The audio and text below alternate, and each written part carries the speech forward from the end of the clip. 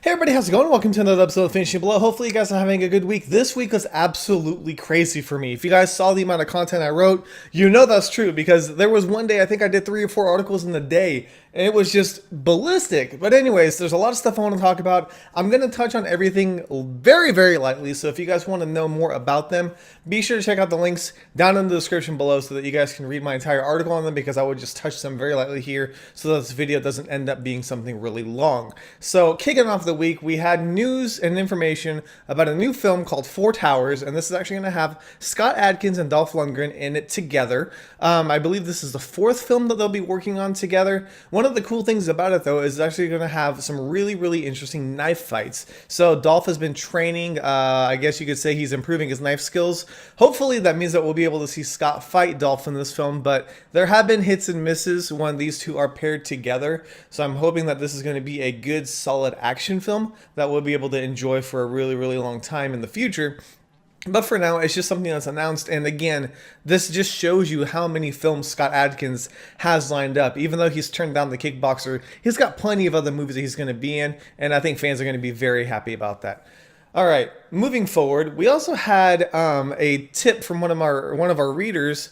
Lee told me about this film called The Redeemer, which stars Marco Zaror, which hopefully you guys know from Undisputed 3. He played one of the most amazing bad guys I've seen in a really, really long time. But the man is super talented, and he's done a ton of other movies as well. The Redeemer, there's a short clip that Twitch featured, and it's really, really well done. I want to see more of this film, but apparently it was shown at Fantastic Fest. I don't know too much about the movie. I don't know when it's coming out, anything like that. But as soon as I learn more about it, I will let you guys know. But I really do appreciate the fact that the community lets me know when something slips through the cracks or if something is, exciting. Because I'll be honest with you, the way that I've been running the site and how I have to juggle my day-to-days things, sometimes there's movies that I am not aware of, and so I appreciate the fact that you guys bring them to my attention. I really do appreciate it. I'm not trying to be uptight or anything like that. I love the fact that you guys love movies as much as I do, and I like that excitement of watching something and going, holy crap, how did I not know about this? And then I can share that with you guys as well. So thank you, Lee, for sharing that with us, and everybody else, check out that clip. You won't be disappointed. All right, moving forward, we also had a special interview with Welgo USA's Crystal Decker-Oren. Now, I was actually lucky enough to talk with her, and I tried to give you guys some interview questions and responses that maybe you wouldn't hear typically from a company like this. I really wanted to know how they got the films that they acquire, what goes into the process, and I love it. It's almost like there's a group of people that are as passionate about international films as we are in their offices, doing this stuff, getting the promotions. They don't cut the films at all. They don't add anything extra. They just give you the film the way it was meant to be. And I love that. But please check out the interview. It was a lot of fun to do. And I'm really, really excited for it. And hopefully I can get you guys some other interviews too that aren't your typical standard interviews that you would see on other websites, because I want to give you guys something different, something unique. So let me know if you guys enjoyed that interview, if you want something different, or if you want me to try to reach out to some of these like movie stars and actors and things like that. I can try that. I don't know how successful I'll be, but I can give it a shot. So let me know what kind of interviews you guys would see or what kind of content you want to see on the website as well as the channel, and I will do my absolute best to give you guys what you guys are looking for. All right, so I'm sure by now you guys have seen the Taken 3 trailer, right? I mean, you had to be curious about it. With the fact that Taken 2 came out and they announced the third one, you got to be curious enough to check it out. If you haven't, you need to give it a look. It's really, really good. There's almost a spoiler in the trailer, in a sense, but it really puts a spin on the word taken. And I like that. I like the fact that they didn't just do the same thing over and over again. Everybody was wondering what Liam Neeson was talking about when he said that it's not going to be in a different country.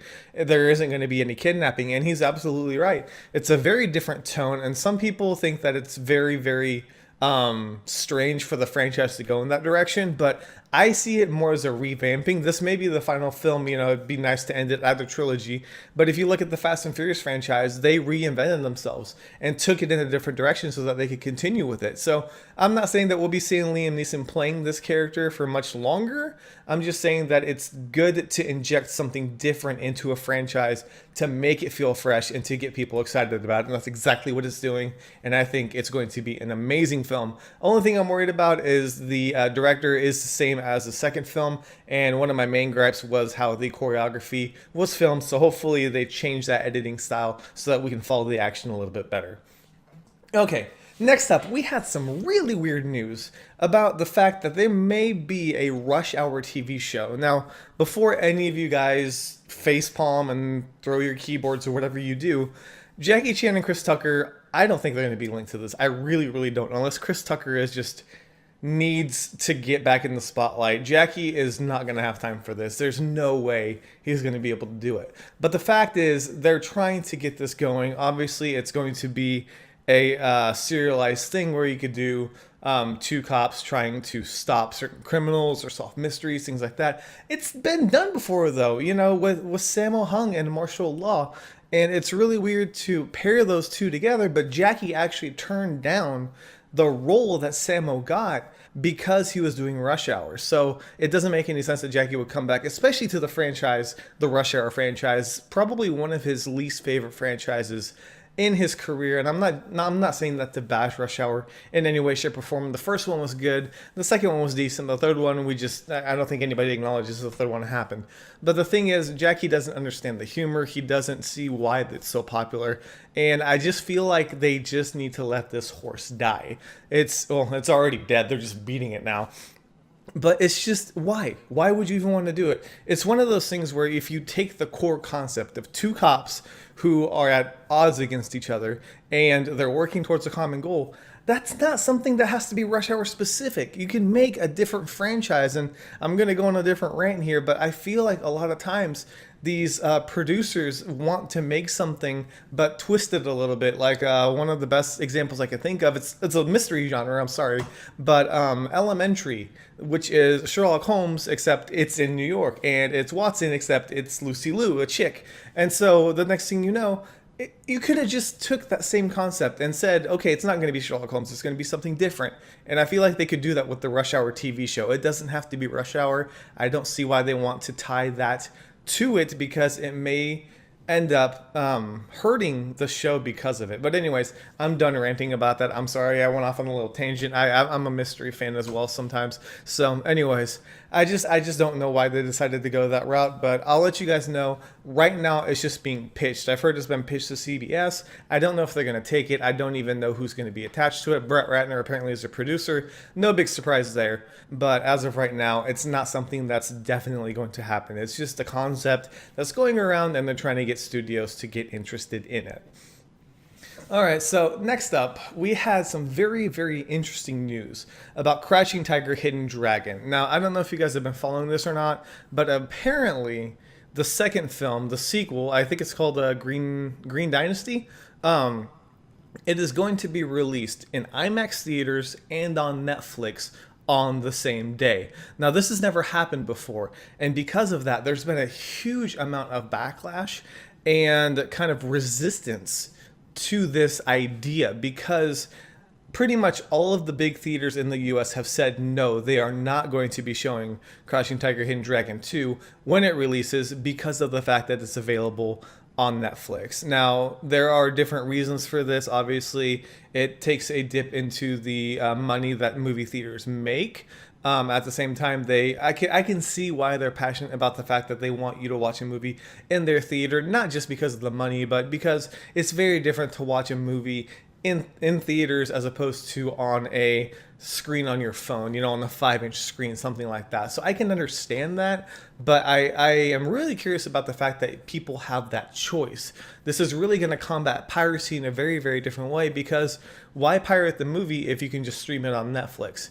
The way Netflix is molded, I don't think it's going to be a separate payment to watch this, but it could be different because it's the first time Netflix has done something like this. So I'm not too sure on the details of it. As of right now, it looks like the only theaters, IMAX IMAX theaters are going to be showing it are going to be in Asia, not in the US. So it's very interesting to see this unfold.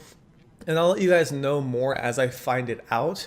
But I'm going to stay on top of this one and find out what's going on with it, how you guys can watch the films, and whether you guys can, state your voice, whether you want to watch it in theaters or not, or would you even want to watch it in theaters? If you have the option, would you watch it at home with your surround sound on, or would you throw on some headphones and watch it on your phone? Let me know in the comments what you guys would do and what you guys think about this interesting story.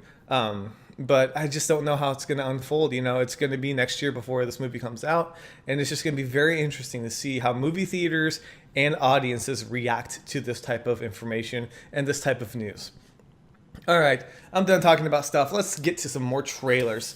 First off, we have a brand new trailer for John Wick. Obviously, you guys know Keanu Reeves looks like a beast in this film, and I cannot wait. Later this month, this movie's coming out, and I think it's going to be really solid.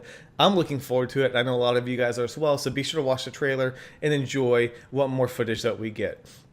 All right, and lastly, there is a trailer for a Korean film called Big Match. Nothing too ridiculous here. I did kind of go on a little tangent in my article talking about how Korean films are upping the ante when it comes to action films. I still believe that's very true. I do think The Big Match is going to be a good action film as long as it doesn't get too campy. There's been a couple Korean films I've watched where it had a good concept, but they just tried to be funny too hard, and it just ended up killing the entire vibe of the film. So as long as A Big Match doesn't do that, I think that it's going to be a good action film. It looks solid. It looks like it's got that humor, but at the same time, it's got solid action scenes. And I think a lot of you guys will enjoy it, especially if you like Korean cinema.